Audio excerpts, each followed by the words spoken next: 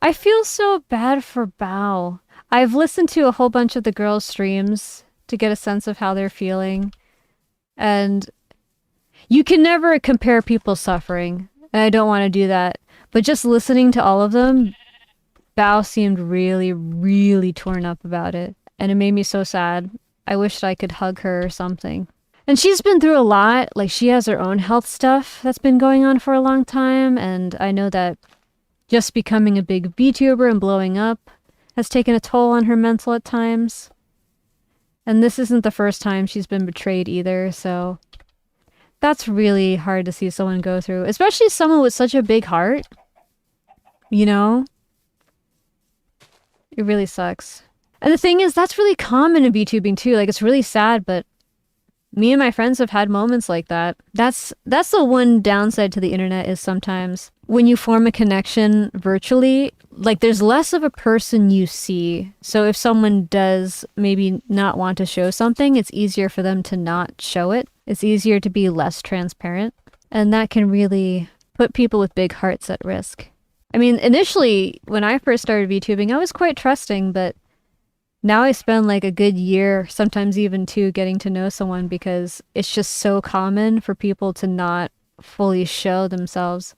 And sometimes the hard part about it too is that it's not always malicious. In fact, most of the time it's not. Most of the time people have like some trauma thing, rejection sensitivity, something like that. And they're like, I can't be real, because if I'm real, you're not going to like what you see. But I want you to like what you see. So like, so I don't feel hurt, I'm going to show up in this way that I think you want to see me, and then we'll all be happy. But like, that's not how reality works, because you can only keep the mask on for so long before it falls off, and then people are like, wait a minute, you know, you're not who I thought you were. And then that's betrayal, you know? It's hard. Life is hard. Not everyone knows how to deal with it. I don't know. I suspect that Sinder's been through her own stuff, which inspired the way that she went about things. I know her side of it is that like it was business and stuff, but I suspect it's deeper than that, personally. And I don't know what that would be, but it's very common, very, very common in VTubing for that specific kind of struggle to be something creators have. Like, just kind of gamifying the whole experience to the point where the human element is lost. But it's usually because there's something deeper underneath all of that. And that's also why I haven't talked about it very much either, because I'm like, I feel like she probably has something going on. But it's also probably not something she would talk about publicly, probably. Especially at this point, with the way that the community has responded. I feel so bad for her and the others. I want to give them, especially Bao and Silverville, big hugs and make them tea. Yeah. It's moments like that that remind you, like, showing up for them, even if you're just a lurker in chat, probably means so much, especially in moments like these, but also in general, because there's a lot of stuff people go through behind the scenes that the public never sees. And considering this is what we do see, like, imagine what we don't see and how important it can be for people in these high pressure positions to know that, like, there's good energy around them, and not everyone that's around them is like maybe secretly doing something unhealthy or self-centered or something else.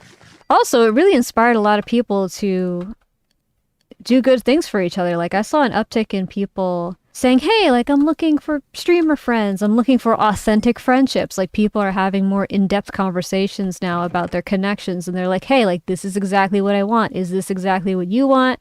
You know, I want something real. I'm not just looking for a collab. And that's nice to see. I'm glad that people are, in a way, learning from some of the biggest creators in the space and like what they're going through. I feel like we've collectively learned some things, and hopefully that will help people from having more bad experiences. Exactly. There's only for so long the mask will stay on until it falls off. All I hope is that the drama cools down. The people involved communicate privately and either can make up or move on peacefully. I agree.